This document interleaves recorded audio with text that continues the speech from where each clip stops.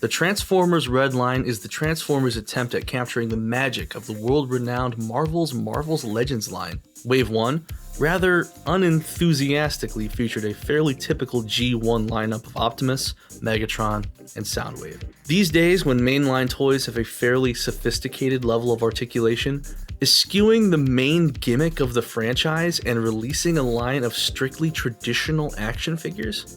At best, I would call that completely unnecessary. At least when Action Masters came out, ankle tilts weren't even a twinkle in Yoki Hideaki's eye, and most Transformers at the time could articulate about as well as your arthritis-ridden grandmother. Then, boom! Wave 2 busts in like a SWAT team piling into a pink-pilled femboy streamer's pastel nightmare apartment. Oh, you just gonna release a screen-accurate replica of one of the juiciest Transformers babes of all time? Curves and all?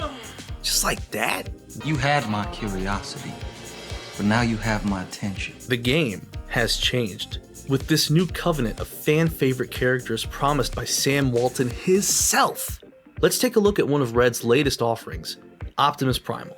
Primal is an absolutely massive mound of monkey meat, dripped out with dark, shaggy, sculpted hair all over his body, punctuated with red and white bits of sharply rendered mechanical detailing and some gunmetal accents. This darker take on Primal's color scheme is exquisite. His intimidating poise, expressed via his huge frame, shows he's easily a top contender for the title of King of the Jungle. He'll beat your fucking ass, right in front of your mom too. In a direct comparison with Kingdom Primal, he's bigger, his proportions look more natural, and again, I think these colors are just way better. Kingdom Primal may have the advantage in number of joints, as well as the ability to transform, but in a pure looks contest, RED Primal has that ass beated. Now, longtime viewers may have noticed that I typically don't talk too much about articulation in my reviews.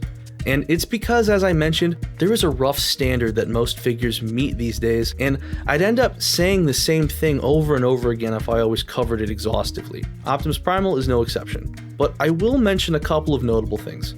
His neck is double jointed, giving him an incredibly expressive range of head movement, and he does feature an ab crunch, something that is, again, pretty unique for Transformers, but not traditional action figures per se. Annoyingly, it's kinda hindered by the panel on his chest. Beneath that lies some very cool looking robotic musculature. It gives the impression that there's some real mechanical structure underlying the skin and fur. I like this detail a lot because it adds some visual depth to this mold. But this panel is not really supposed to come off, and it's rigid, so it's not supposed to bend either. So when would you ever see this detail without disassembling him? While on the topic of head scratching design choices, I think I'll take this opportunity to voice my concerns about the build quality of this figure. Generally, it's alright, but I have noticed a few irritating problems. Misaligned antenna, a warped shoulder pad, and some really weak ankles make me think he didn't receive quite enough TLC at the factory. Obviously, these things are mainly just reflective of my copy.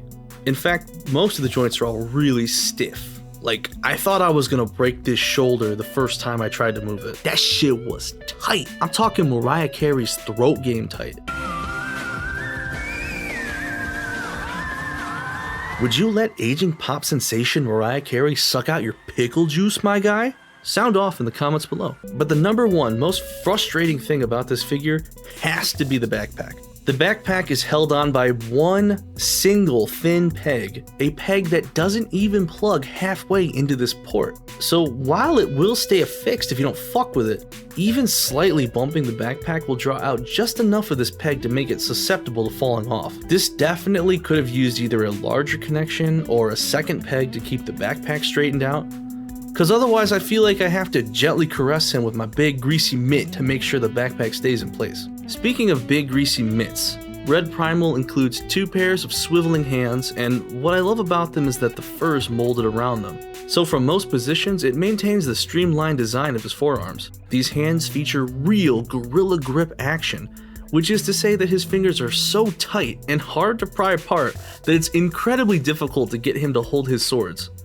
The swords are his classic blue and silver scimitars, and can be combined together at the handles to form a Thanos-style double-bladed staff. But decide ahead of time if you want to do that or not, because once they're in his hands, he ain't gonna want to let these motherfuckers go. And I don't want to deal with that stress again, because I fear there's a legitimate risk that I might break his fingers trying to get these to fit together. That's actually it for accessories, just the 2 pairs of hands and swords, but he makes up for it with some self-contained gimmicks.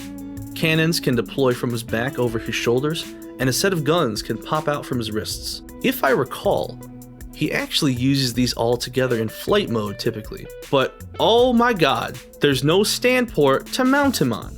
Don't worry, Primal, I'll give you a lift.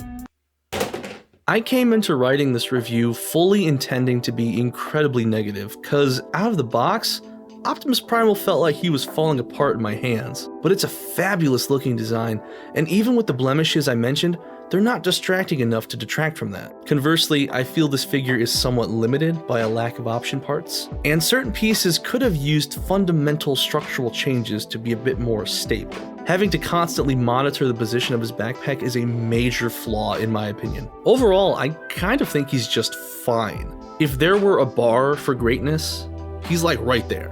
Like, he can touch tips with it. He needs a little more razzle-dazzle before I would consider him a must-buy. Hopefully this video will help others decide if they've been on the fence about him. But as always, that's just my opinions. Please leave yours in the comments below. Bye-bye.